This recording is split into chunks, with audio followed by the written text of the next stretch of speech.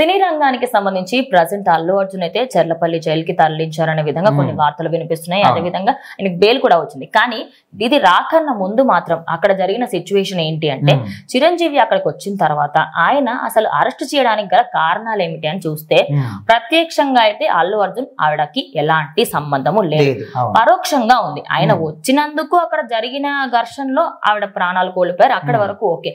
And ఇంకోటి, Revanth Reddy government కూడా కావాలని చెప్పేసి అల్లు అర్జున్ టార్గెట్ చేస్తుంది అని ఒక వార్త వినిపిస్తుంది. అవును, దానికి కూడా ఒక రీజన్ ఉంది. ఎట్లా అంటే మొన్న రీసెంట్ ఒక ఫంక్షన్ లో అల్లు అర్జున్ మాట్లాడుతున్నప్పుడు తెలంగాణ సీఎం ఎట్లా పలకపోయి ఆయన పేరు కూడా పలకడానికి రాలేదు. సో పేరు కూడా పలకలేదు, నా పేరు కూడా మర్చిపోయిన ఒక ముఖ్య అది మనసులో పెట్టుకొని ఇప్పుడు రేవంత్ రెడ్డి గవర్నమెంట్ ఈ విధంగా చేస్తున్నారు, వాళ్ళు కక్ష సాధింపు చర్య ఇదని కొంతమంది ఖచ్చితంగా అంటున్నారు. అట్లా కూడా అనుకోవచ్చు మనం.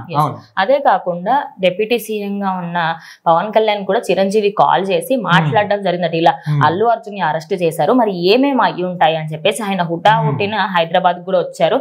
సో ఆయన వచ్చే లోపే ఇక్కడ మొత్తం సినారియో అంతా మారిపోయిందని అనుకోవచ్చు. ఓవరాల్ గా చూసుకుంటే ఇదే ఏదో కావాలనే కేసులు పెట్టినట్టుగా ఉంది. అండ్ ఇంకోటి, మనకి బ్యాక్గ్రౌండ్ లో చూసుకుంటే ఎవరైతే బాధితుల కుటుంబం ఉందో వాళ్ళు కేసు వెనక్కి తీసుకోవడానికి కూడా వచ్చారు. రేవతి అనే బాధితురాలు ఉంది, చనిపోయినా ఆమె భర్త కూడా నాకు ఇష్టం లేదు, నేను ఈ కేసుని వెనక్కి తీసుకుంటాను, అల్లు అర్జున్ గారికి కేసుకి ఎలాంటి సంబంధం లేదు, ఆయనకు బెయిల్ ఇవ్వండి అనే విధంగా ఆయన కూడా రెస్పాన్స్ అయ్యాడు. సో ఓవరాల్ గా ఇక్కడ ఎట్లా చూసుకున్నా కూడా రేవంత్ రెడ్డికి సంబంధించే కానివ్వండి, ఆయన సీఎం గా ఆయన హోదాలో ఉండి ఆయన చేయించకపోవచ్చు, ఆయన అభిమానులు చేసి ఉండొచ్చు. అండ్ అదే విధంగా ఇప్పుడు రాష్ట్ర వ్యాప్తంగా ఏంటంటే ఆయన ఫ్యాన్స్ లో కూడా ఎందుకు కోపం ఉందంటే ఆయన అక్కడికి వచ్చినందుకు ఆమెకు రాలా. బికాస్ వాళ్ళు ఆల్రెడీ నోటీసులు ఇచ్చారు, ఇలా మేము వస్తున్నాము 9 గంటల షోకి మేము అక్కడికి వస్తున్నామని చెప్పినప్పుడు వాళ్ళు అక్కడ భద్రత ఏర్పాటు చేయకపోవడం వాళ్ళ తప్పు. ఇవన్నీ ఇక్కడ పాయింట్ ఏంటంటే వస్తున్నామని చెప్పారు కానీ ఎగ్జాక్ట్లీ ఈ టైం వరకు వస్తున్నాము అని మాత్రం ఇన్ఫర్మేషన్ ఇవ్వలేదంట.